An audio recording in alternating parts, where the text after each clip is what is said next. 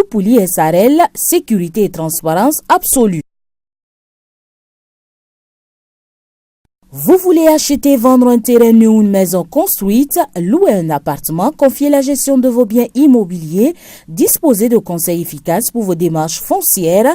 Une seule solution s'offre à vous, Koupouli SARL, sécurité et transparence absolue. Infoline 50 39 64 15 79 01 60 72 70 29 00 55.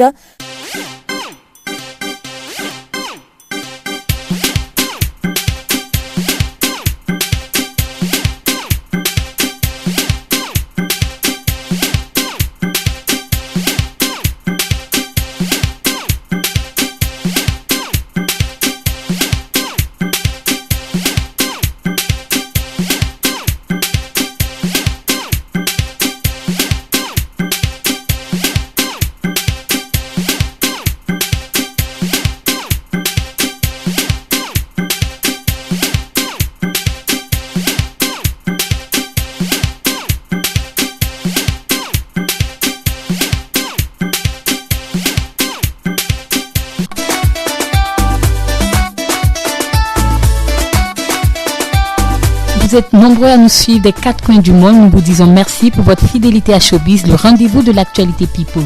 Comme chaque semaine, nous allons vous tenir au courant de ce qui se passe sur la planète People en 5 minutes. Voici donc Showbiz.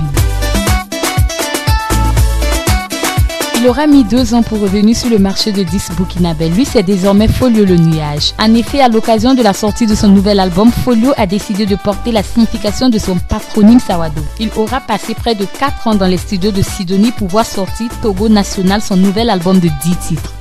L'artiste aura frappé un grand coup pour son nouvel album avec notamment un feat avec Maman de RFI sur le titre Président du Gondwana, dont voici un extrait. L'opposition gondwanaise et la rébellion repartent au combat avec le même slogan d'hier, le même slogan d'avant-hier, le même slogan de toujours, sortons le président sortant. Comme le dit souvent le président fondateur, pour qu'il y ait un président sortant, il faut qu'il y ait un président entrant.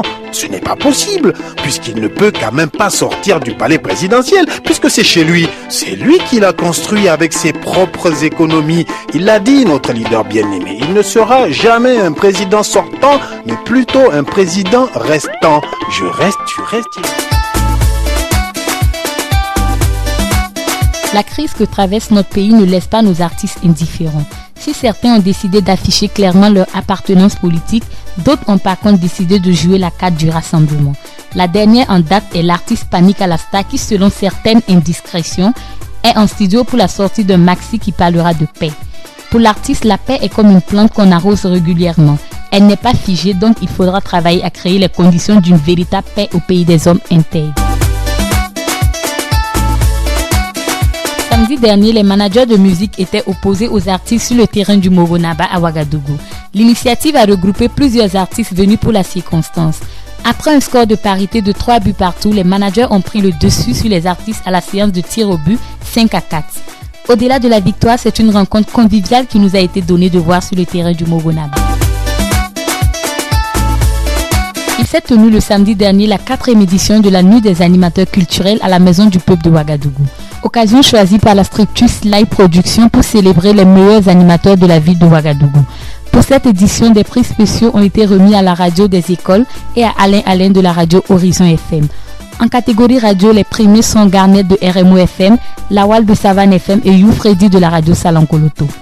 En catégorie télé, les premiers sont Daoud Hassani de BF1, Évariste Kombari de la TNB et Amandine de Canal 3. Pour ceux qui se demandent où est rentrée Tinès la déesse, eh bien nous avons appris par le profil Facebook de l'artiste qu'elle serait à ce moment au pays d'Oufoué-Boigny pour l'enregistrement de son nouvel album.